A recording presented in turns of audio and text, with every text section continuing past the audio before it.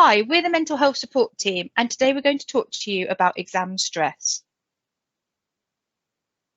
So, what is stress? Well, stress is the feeling of being unable to cope with pressure.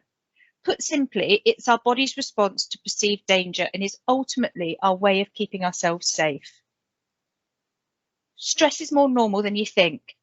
Everyone feels stressed at different times, whether that's about exams, moving house, starting a new job, or your driving test. A small amount of stress is also really helpful. As we said, it's our way of keeping ourselves safe. The FFF, or the fight, flight, or freeze response, is an evolutionary response which prepares our bodies to respond to dangerous situations. Sometimes, though, we misinterpret these situations as dangerous when they're not, and we set off the FFF when it isn't really needed. Stress can also provide motivation to do something. Without a little bit of stress, sometimes we wouldn't achieve very much at all.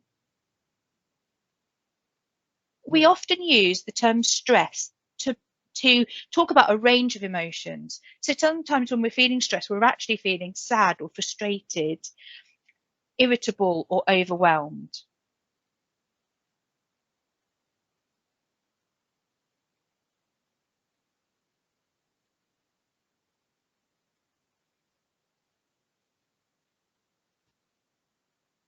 Let me introduce you to the stress bucket. The bucket is you, and the water is the stress that you face every day.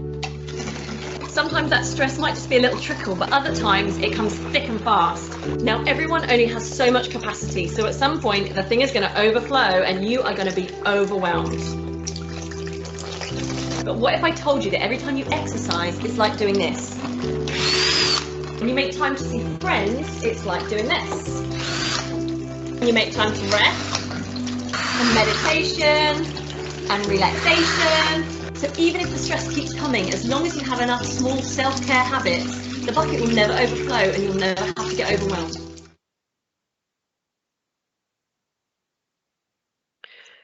So as you can see from the video, stress fills our buckets and it can lead to us feeling overwhelmed.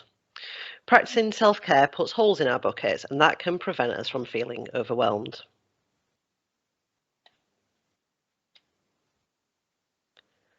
So you're probably thinking, well, this is all great, but what has it got to do with exams? We all know that exams are important and it's the most stressful time of your school career, especially this year with all that's happening with COVID and the disruptions at school. However, it's also important to understand that they are only one factor. There are many others. We all have different talents, skills, and abilities that make us who we are, and not all of these can be measured by exams. It can be helpful to remember that exams are based on a baseline assessment, a measure of progress, a way of testing knowledge and understanding, easier if you prepare, and scary for just about everybody. But it's also important to remember that exams they're not going to ruin your life. They're not all or nothing. They're not only suited to people with a good memory, they're not more important than everything else, and they are not a definition of you as a person. So how can you help yourself? Here is a quick strategy that you can use to help when you're feeling stressed and things are becoming overwhelming. If you feel overwhelmed, or if you're feeling anxious, or if you feel like you cannot get out of the cycle, or you're struggling to motivate yourself, or maybe if you're feeling physical symptoms caused by the fight, flight, freeze response, the first thing you need to do is stop and take some time. With that, you need to take a really deep breath, the type that makes your belly rise up and you get lots of oxygen going into your lungs. Then you need to observe how you feel. Now, this could be emotional feelings such as stressed, overwhelmed, anxious, worried, or it could be physical feelings like my heart's racing, my breathing's too fast, my hands are sweating.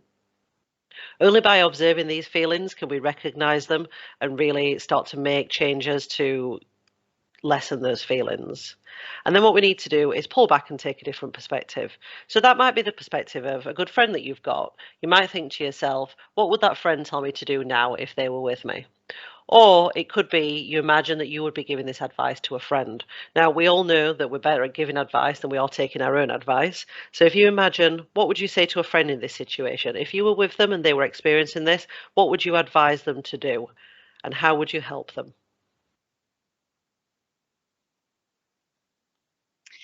When we feel anxious, we can get stuck in a vicious cycle.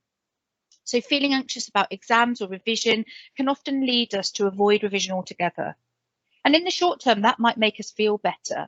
But in the long term, our anxiety can actually increase and we can feel more anxious. A really simple tip is creating a revision timetable. It doesn't have to be complicated, it's just a simple plan of what you're going to do when. Maybe you could start by listing all of your subjects and thinking about how much time each week you'll give to each one. And if you're really struggling with motivation, try a 5-minute experiment.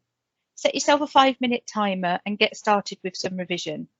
At the end of it, you can finish up, or if you're feeling really motivated and in the swing, you can keep going.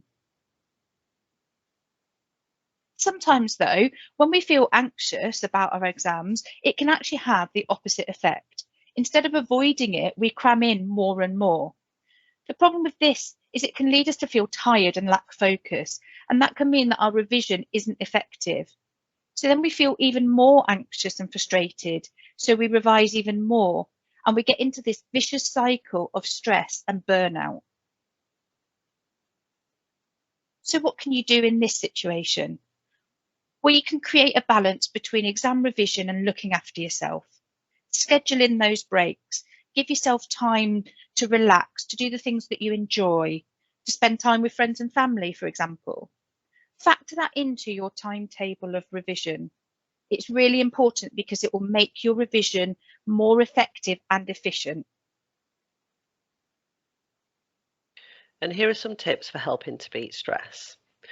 Changing your self-talk can be really important. We all have those little voices in our head that tell us that we're not good enough, we can't do it, and we're going to fail.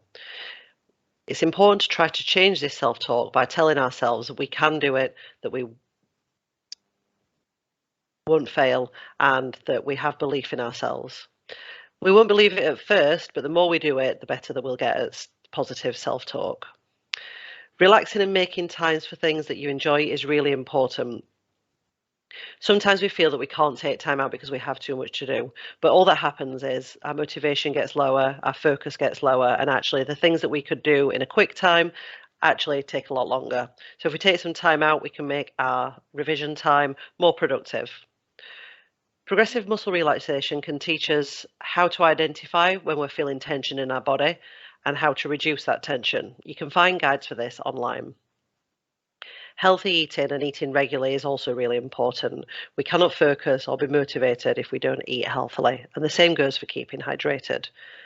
Dehydration is one of the biggest causes of headaches, and if you have a headache, you're going to find it's difficult to focus. So it's important to keep water with you and try to keep hydrated. Exercising regularly can be really good for us.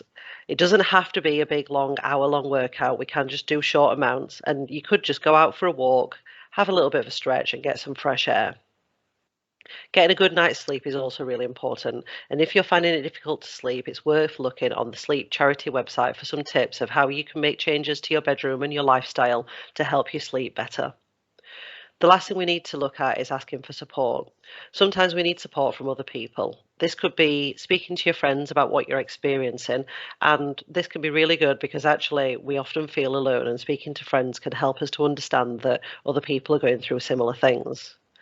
It could be asking for support from parents, whether that be practical support, like giving you a nice space for revision or giving you some peace and quiet, or it could be emotional support, like being there when you need to offload and listening to your problems. It could also just be a cup of tea and making sure that your water gets refilled. It's also important to ask for support from school. If you feel that you're overwhelmed and you don't know where to start, asking for support from school is really important because they can support you in how to prioritize your workload and how much time you should be spending on each subject. You can also find support online at places like Young Minds, Childline, Kooth and The Mix, and there are some helpful apps that you can see listed on the right. In school, you might be able to get support from one of our exam stress workshops. On this webpage, you can see a list of all the schools where the mental health support team is available. If we're available in your school, ask the mental health lead about arranging a workshop so that we can come in and give you some practical advice on how to reduce exam stress. You could also speak to your tutor or a class teacher, and you could ask to be referred to the mental health support team. You can do this either by asking the mental health lead in your school or by visiting this webpage and creating a self-referral either for yourself or with a parent.